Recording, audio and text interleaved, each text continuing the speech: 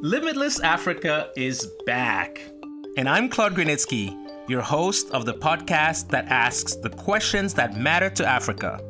First off, I want to remind you about the amazing guests we had in season 1. I feel all presidents need term limits. I don't even think it's... Kawala, Howard University grad, and the first woman to stand for president in Cameroon. She told us why leaders need term limits.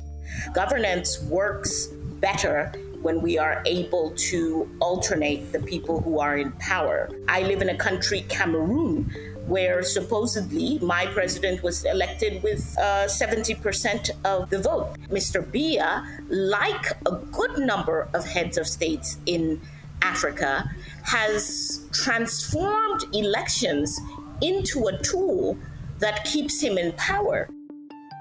Edwin Lieberman, professor at MIT, he explained how ethnic interests are still so powerful.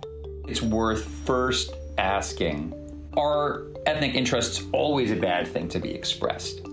Here in the US, we have a Black caucus and we have a congressional Hispanic caucus. And I think those are important, right? Just like organized labor or environmentalists, people need to be able to express their views. But the problem that you're talking about in Africa is when politics is just simply and only about ethnic control, or there's this zero-sum term. I don't have to waste my time trying to pander to the demands and the dictates of people who are so ignorant. They have decided that either because I'm a woman or because I'm an African, I cannot possibly have a voice.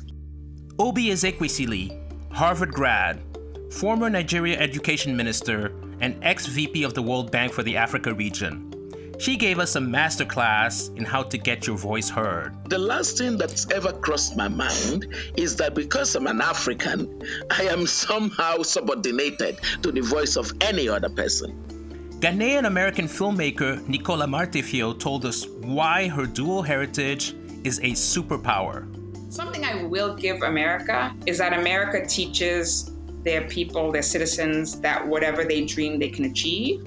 Being raised in America teaches you to be a dreamer. When you bring that back to Ghana, you feel like you can do anything, and you can.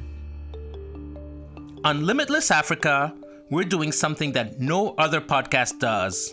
We're giving the amazing people shaping the African continent the time and the space to really have their say.